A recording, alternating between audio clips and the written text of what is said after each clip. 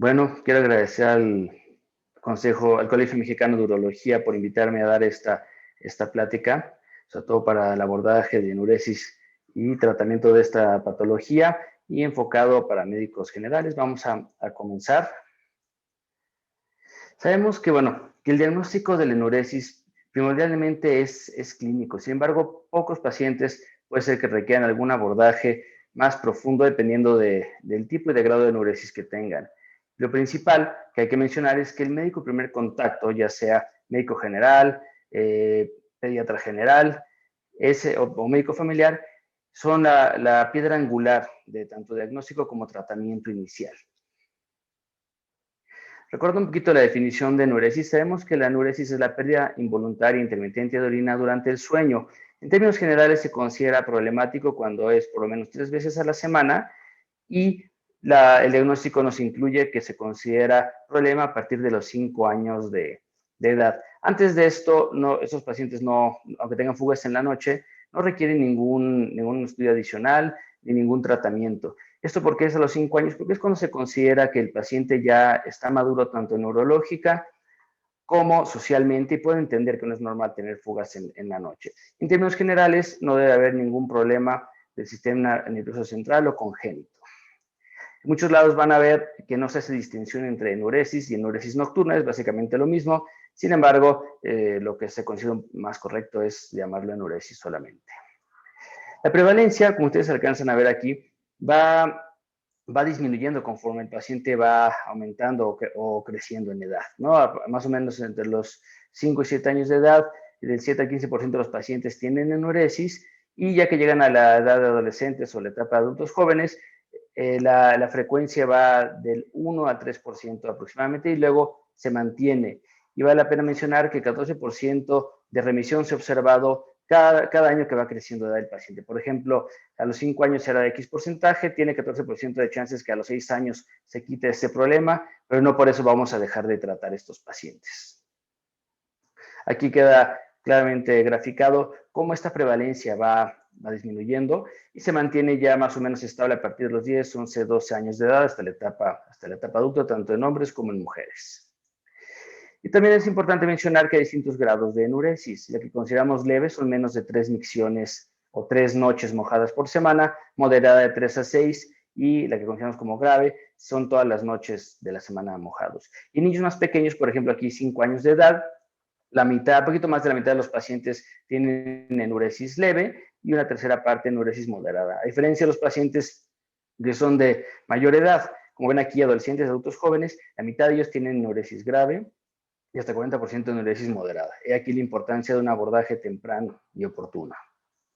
En el mundial, no contamos en nuestro país con tanta estadística de cuántos población mexicana padece de enuresis, sin embargo, es lo que ya comentamos previamente, va más o menos del 4 al 14% a nivel mundial. Existen diferentes literaturas donde pueden ustedes revisar de cómo abordar y evaluar este tipo de pacientes. Las más importantes son la de la Sociedad Internacional Infantil de Incontinencia, también existen las guías europeas de urología pediátrica y las guías británicas para tratar la enuresis nocturna, que así es como ellos los llaman. Ahí vienen las referencias, pero es importante que lo revisen para tener más profundidad sobre el tema. Lo primero que tenemos que hacer cuando tenemos un paciente con enuresis es realizar una adecuada clasificación clínica, ¿de acuerdo? Para saber a qué nos estamos enfrentando. El primer paso que tenemos que hacer de clasificación es saber si esta enuresis está asociada o no a otros síntomas urinarios. Si solamente es el único síntoma que nos refiere tanto los padres como el niño, se considera una enuresis monosintomática, o sea, es el único problema. A diferencia de los niños que tienen síntomas también durante el día, síntomas urinarios como urgencia, frecuencia, como veremos más adelante, aunados a la nocturia. Y otra división o clasificación importante que tenemos que hacer es si la enuresis es primaria o secundaria. ¿Y esto qué tiene que ver? Con los periodos de continencia nocturna. Por ejemplo, la primaria es el típico niño que nunca ha logrado estar seco por lo menos 6 meses en las noches. La secundaria es que ya lograron estar secos en las noches 6 meses, por algún motivo a lo mejor al año siguiente comienza otra vez con fugas nocturnas. Y esto nos va a orientarnos a qué patología probablemente esté asociada a este problema. Aquí están las dos clasificaciones y como ven, la diferencia más importante es sobre si es monosintomática o no monosintomática, ya que aquí son distintas las causas de una u otra. Continuando con clasificación clínica, entre unas generalidades, vemos que la enuresis monosintomática es casi 2 veces más común en varones que en niñas. La no monosintomática va alrededor del 10 al 30% de todos los tipos de enuresis. Y recordando un poco los síntomas del tracto urinario inferior a lo que están asociados: urgencia, frecuencia, pujo, tenesmo, por mencionar algunos, y hasta casi 7% de los niños con enuresis pueden estar asociados también con incontinencia urinaria. Y eso es más común en niñas que en niños. La clasificación que ya comentamos previamente, y sabemos que un paciente con una enuresis grave es menos probable que resuelva de manera espontánea, recalcando por eso el hecho de un abordaje y tratamiento oportunos. Y datos clínicos que les pueden orientar: la enuresis monosintomática, el volumen urinario generalmente es una fuga urinaria de gran volumen las primeras horas de la noche, a diferencia de los pacientes que tienen síntomas durante el día, o vejiga hiperactiva, por ejemplo, que van a orinar muy seguido, incontinencia de urgencia. Lo que sucede con estos niños es que en la noche pasa lo mismo. Son muchas fugas en la misma noche, pero de menos volumen, a diferencia de la monosintomática. Aquí algunos ejemplos de enuresis secundaria, ¿no? Sabemos que hace años se consideraba la enuresis como un problema psicológico. En la actualidad se sabe que eso no es cierto, ya es una enfermedad y casi siempre la cuestión psicológica es algo secundario. Sin embargo, hay casos específicos. Por ejemplo, un niño que estuvo ya seco en las noches, pero de repente se separan los padres, hay problemas familiares, nace el hermano. Esos son suficientes motivos para que comience con la enuresis ahora. También algunos problemas psiquiátricos, por ejemplo, el déficit de atención, trastorno de ansiedad, todo está asociado a enuresis. Pacientes con obesidad y apnea obstructiva del sueño están asociados a enuresis también. El estreñimiento, constipación es algo súper importante, de lo cual hablaremos más adelante, porque puede ser la causa suficiente de enuresis. Alteraciones de vaciamiento vesical, diabetes mellitus, diabetes insípida, algunos otros tipos de alteraciones renales que causan poliuria. Aquí pongo esta imagen porque es muy representativa. Cuando vamos a revisar al paciente con enuresis, siempre es importante revisar en cualquier paciente urológico, pediátrico, los genitales. Y como ven aquí, es un niño que se le realizó una circuncisión al nacimiento, creció y ahora acude por enuresis. Y si lo revisamos, alcanzamos a ver claramente que tiene una estenosis del meato uretral. Esta puede ser la causa o el origen del problema. O sea, hacemos una meatoplastía, corregimos esta estenosis y puede ser suficiente para corregir la enuresis sin requerir mayor abordaje o tratamiento. ¿Okay?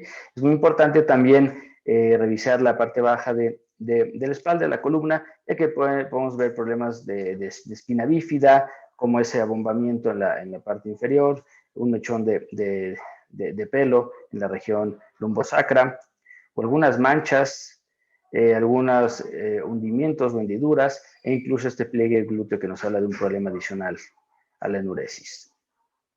Para saber qué es lo anormal, tenemos que saber qué es lo normal. Lo normal, por ejemplo, de acuerdo a la edad, sabemos que un feto más o menos orina 30 veces en 24 horas. Y esto va disminuyendo conforme va aumentando la edad. En el primer año de vida, el niño orina 12 veces en 24 horas y esto va disminuyendo. Por ejemplo, un niño de 7 años y 12 años es algo muy similar. Orinan unas 4 a 7 veces más o menos en 24 horas. Y eso es lo que ya se aproxima a la etapa adulta. Y esto tiene que ver con la capacidad vesical. La capacidad vesical sabemos que va aumentando durante los primeros 8 años de vida. Un recién nacido tiene una capacidad vesical de 30 mililitros aproximadamente y va aumentando por cada 30 mililitros por año de edad.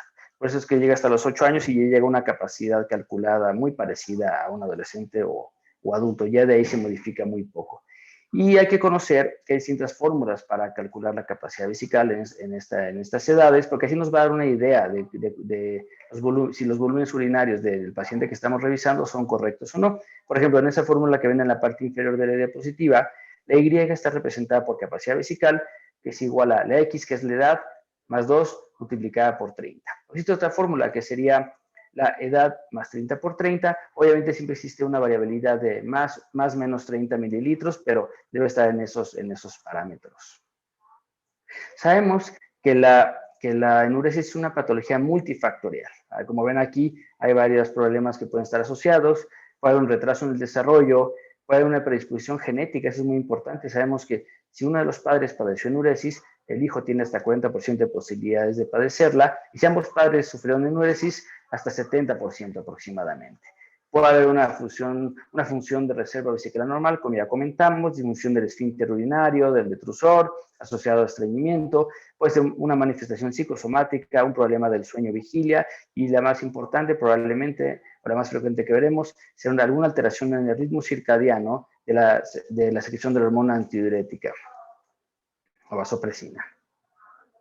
De todos los que vimos en la diapositiva previa, los principales, como ven ahí, es la falta de liberación de hormona antidiurética, que nos condiciona a una poliuria nocturna, que veremos la definición de poliuria nocturna, asociado a una reducción de la capacidad funcional de la vejiga durante la noche, como dijimos, con menos volumen se estimula para vaciar, y una alteración del sueño-vigilia, o la sensación de tener llena la vejiga. Vamos a ahondar un poquito más en esto. La alteración de la arginina vasopresina. Aquí lo que pasa es que hay una carencia del pico nocturno de la hormona antidiurética. ¿Qué sucede? Sabemos que durante el día esta hormona está latente, o sea, no existe un pico durante el día, por eso es que vamos a orinar regularmente cada 2-3 horas. Sin embargo, en la noche se aumenta esta producción hormonal, por eso es que aguantamos 8-10 horas sin tener que despertarnos para vaciar la vejiga, ¿no? ¿Y qué sucede? Cuando no está activa esta hormona, pues se incrementa la producción de orina, sobrepasa la capacidad de la vejiga, y pues hay estas fugas durante la noche. Asimismo, tenemos que puede haber hiperactividad del músculo detrusor. ¿Qué pasa? Que durante la noche, y también esos pacientes sufren de este mismo problema durante el día, el detrusor se contrae sin que el paciente pueda controlarlo y puede dar sensación de urgencia e incluso incontinencia urinaria. Son vejigas que tienen menor capacidad funcional y son las que vacían más seguido y de menores volúmenes. Como mencioné previamente, asociados a síntomas de almacenamiento, antes conocidos como síntomas urinarios irritativos, urgencia, frecuencia, incontinencia, y muchas veces asociados también a estreñimiento. La alteración del despertar es algo importante en enuresis. Se tiene la idea errónea de que estos pacientes tienen un sueño más profundo, o es lo que por lo menos nos mencionan los padres. Si es verdad que tienen una mayor dificultad para despertar, o por lo menos de tener esta sensación de vejiga llena durante el sueño. Sin embargo, no es que tengan sueño más profundos. De hecho, hay estudios donde no se ha visto una diferencia entre electroencefalogramas de niños con o sin enuresis, y puede llegar a ocurrir en cualquier etapa del sueño. ¿Qué tenemos que interrogar a nuestro paciente? Eso es muy, muy importante. Habitualmente hay que tardarnos por unos 30 minutos en interrogar todo esto. Primero tenemos que saber que si el paciente orina más de 7 veces al día, pues está teniendo frecuencia urinaria. Si orina menos de 4 veces al día, son micciones infrecuentes, está teniendo retraso en la micción, no se está aguantando para ir a orinar. Ver si tiene algún otro síntoma asociado, como mencionamos previamente. Y si el paciente llega a tener llega a tener síntomas durante el día como urgencia, frecuencia, estreñimiento y demás, probablemente se requieran estudios adicionales. Sin embargo, son pocos pacientes los que realmente lo necesitan. Habría que descartar infección de vías urinarias, difusión del vaciamiento del tracto urinario inferior o una vejiga hiperactiva, pero como mencioné, son pocos pacientes, 10-30% como habíamos dicho previamente.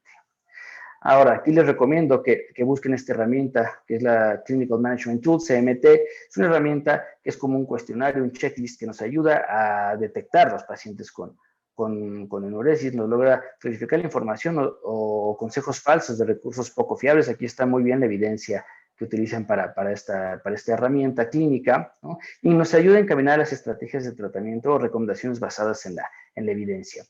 Como ven aquí, incluye varias cosas, siempre hay que ver la talla y peso del paciente, examinar los genitales, como dije previamente, revisar la región lumbosacra, a lo mejor hacer una tira reactiva de orina, a ver si hay algún problema con glucosuria, etcétera. En algunos casos se requiere un tacto rectal para ver si está llena la ámpula rectal, o con palpar el abdomen uno puede sentirse ahí estreñimiento, más de lo que nos mencionan clínicamente.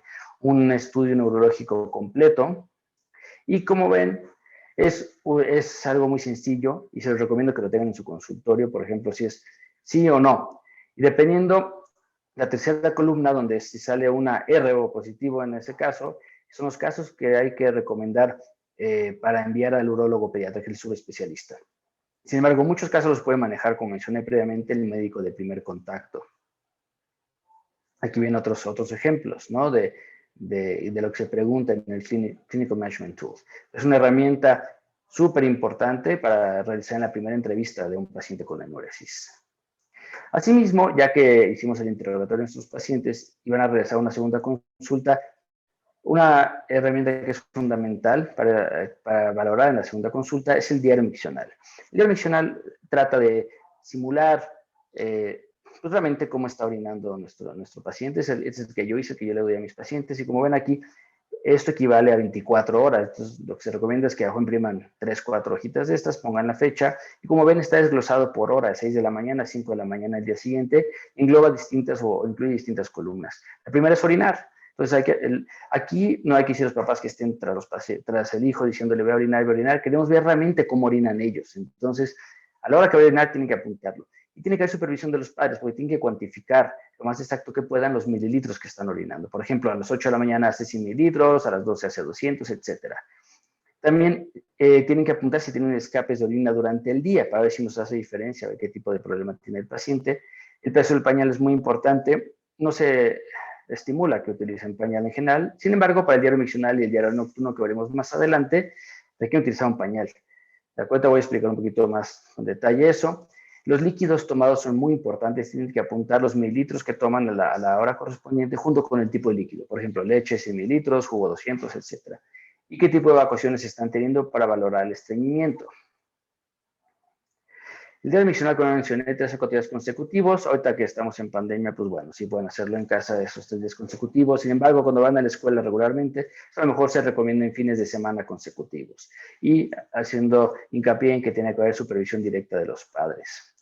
Esto, además del diario miccional, se sugiere un diario nocturno, o sea, una semana que solamente evalúen también si hay fugas en la noche. Deben ser 7 noches consecutivas. Utilizar este tipo de pull-ups. Lo que se les recomienda es que este pañal especial lo pesen, estas básculas de cocina, vacío, o sea, lo pesen, digamos, estando seco, y luego lo pesen ya mojado al día siguiente. Sabemos que 1 gramo es equivalente a 1 mililitro. Entonces, para poder definir poliuria nocturna, lo que hacemos nosotros ya en la siguiente consulta es ver cuánto fue la fuga que tuvo en la noche con el peso del pañal, más el volumen de la primera emisión de la mañana siguiente.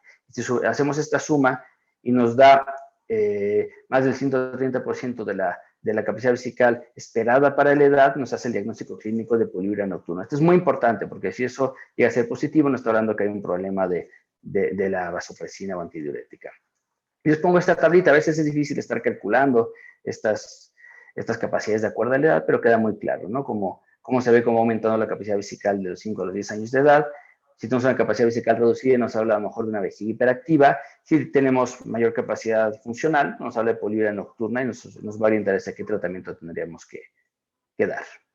Voy a hablar rápidamente del estreñimiento. Sabemos que es una alteración polisintomática, no conocemos bien la prevalencia de esta enfermedad. Sin embargo, hasta 30% de la población pediátrica la puede sufrir, y hasta el 40% de los niños ya empezaron con estreñimiento en el primer año de vida. Esto es muy importante. Y muchas veces los padres ni siquiera se dan cuenta que están estreñidos. Si no tratamos el estreñimiento, no va a funcionar cualquier otro tratamiento que vayamos a realizar en cualquier cuestión urológica. Hasta la mitad de los pacientes con síntomas de disfunción del tracto urinario inferior está asociado a estreñimiento. Y se va haciendo un círculo vicioso. Primero que sucede dificultad para evacuar, posteriormente retención de heces a nivel del recto, el recto está absorbiendo agua, y luego las heces están induradas. Y así se va haciendo un círculo vicioso hasta que se obstruye casi el niño para poder evacuar. ¿Y por qué pasa esto? ¿Por qué influye o afecta el tracto urinario inferior? Pues porque hay una cercanía anatómica entre el recto y el tracto urinario inferior. Sabemos que tiene que haber una relajación del piso pélvico, tanto para orinar como para evacuar. Si el recto está lleno de materia fecal, puede ser que o empuje o oprima hacia arriba y estimule la vejiga y nos dé una vejiga hiperactiva, o empuje hacia el frente y nos haga que tanto el esfínter urinario externo como el piso pélvico no se relajen adecuadamente, y sería los pacientes que no pueden vaciar, o que tienen intermitencia por orinar, pujo, etc. ¿Cómo sabemos, además de que no tienen evacuaciones frecuentes y demás?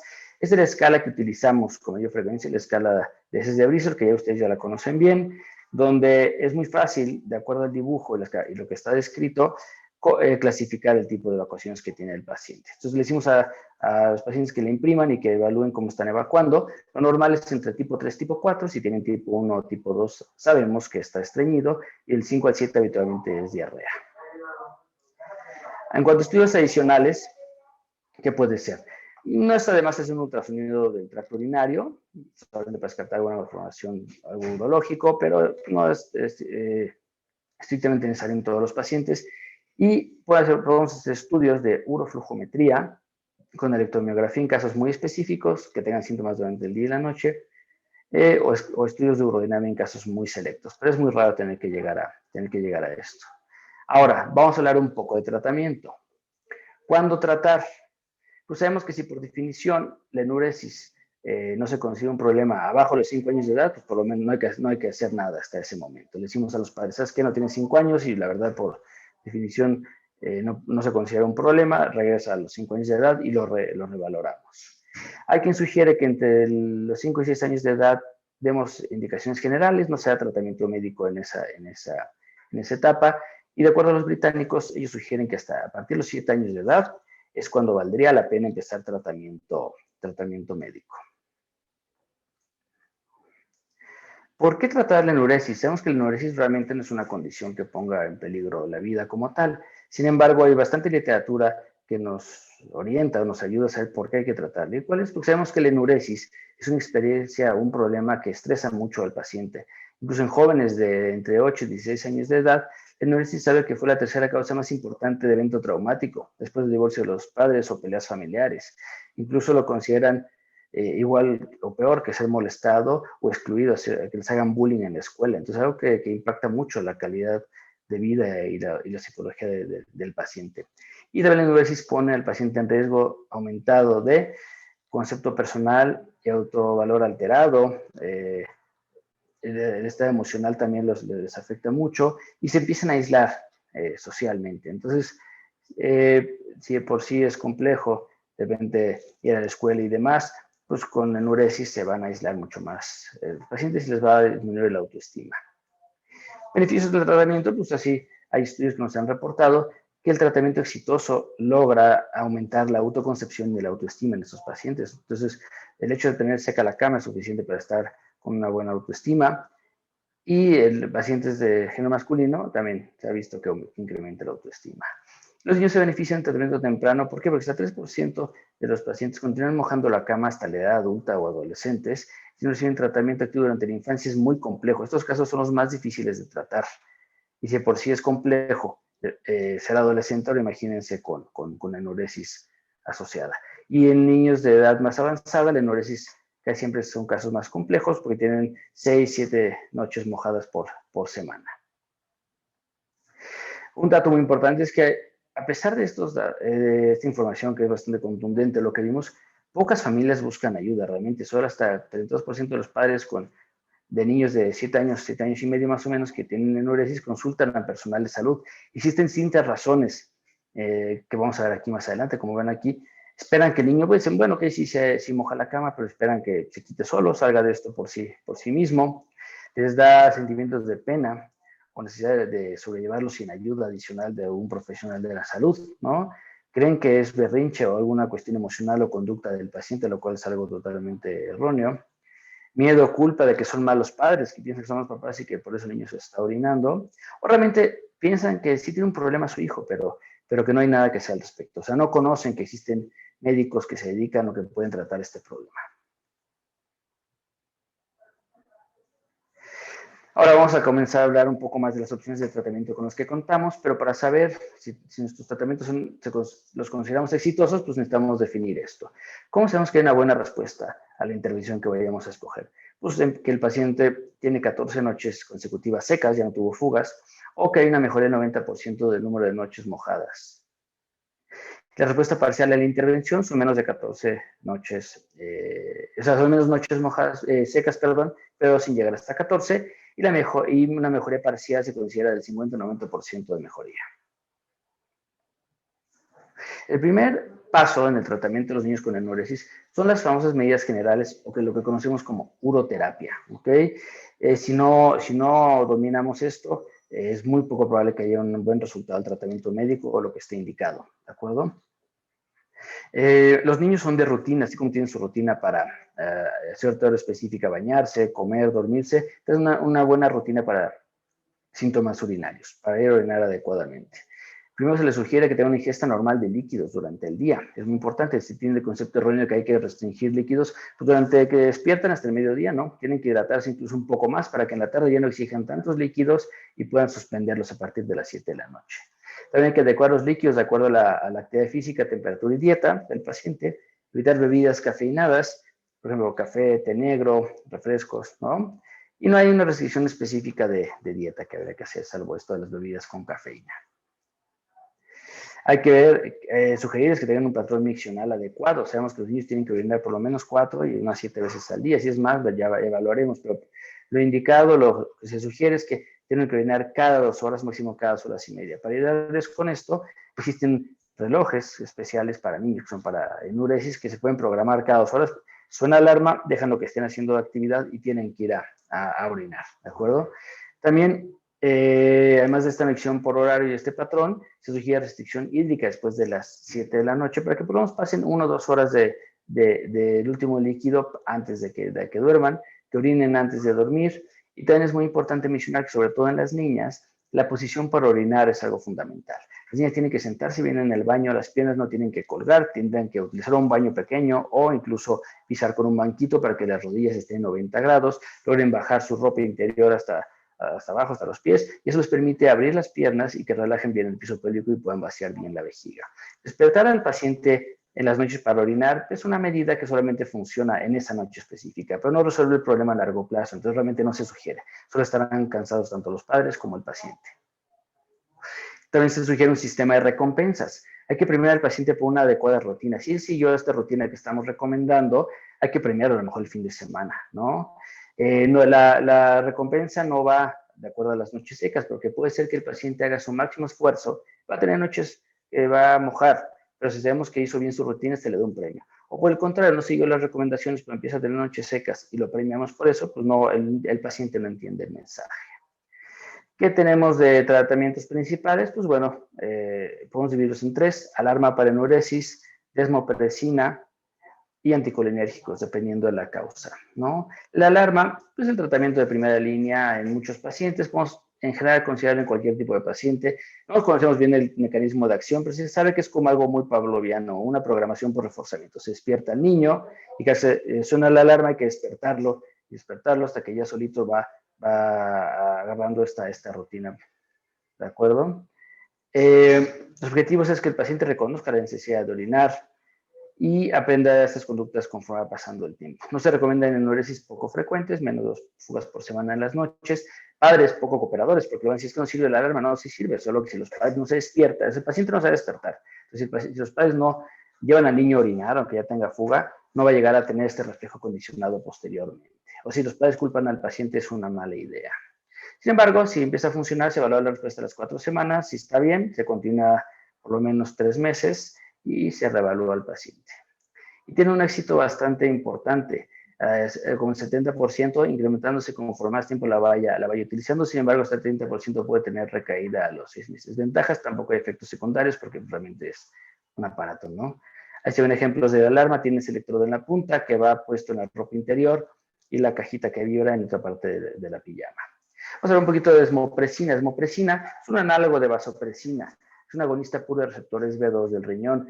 La ventaja es que retiene las propiedades antidiuréticas de la vasopresina, pero no tiene ninguna actividad vasopresora, lo cual nos daría efectos indeseables. Entonces, es un muy buen medicamento para tratar enuresis de origen de poliuria nocturna. ¿Ok? Se une la desmopresina al receptor B2 del riñón, aumenta la permeabilidad urinaria y la absorción del agua para que la orina sea más concentrada. Entonces, de esta manera se hace más concentrada y baja el volumen urinario en la noche. El problema de la vasopresina es que es muy efectiva. Sin embargo, si no damos un buen seguimiento en el tratamiento, probablemente nos vaya a fallar. En la actualidad tenemos una nueva formulación que es la formulación MELT, que son obleas o pequeñas tabletitas sublinguales que se absorben mejor. Los pacientes han tenido mejor resultado con este tipo de oblea. Se sugiere evaluar la respuesta a las 4 semanas. Si es respondedora de desmopresina, porque hasta 30% de los casos no responden, se continúa por 3 meses más con esa dosis y después de eso se tiene que hacer una disminución gradual, porque si no se hace de esta manera existe un alto porcentaje de recaída. Como ven, el uso prolongado de desmopresina 3 meses por lo menos aumenta el éxito al 75%, a diferencia de la gráfica que ven abajo. Y la retirada gradual nos da un éxito mucho más alto, como del 70-80%, a retirarlo de manera repentina. Esta reducción gradual puede ser ya sea por dosis o espaciar dosis a menor dosis o espaciar los días en que se toma el medicamento. Y el último de tratamientos anticolinérgicos, la oxibutinina, el famoso Tabor, solamente está indicado en pacientes que tienen síntomas durante el día, pero eso es un tratamiento de segunda línea, no hay que darlo inicialmente. Y la imipramina se considera obsoleto, ya no es un tratamiento, es bajo éxito, 50%, y con muchos efectos cardiotóxicos. Como conclusión, aquí ven que lo recomendado es antibióticos como desmopresina de primera línea junto con alarma. Los demás ya no están recomendados de darlos, al menos en casos muy específicos. Muchas gracias.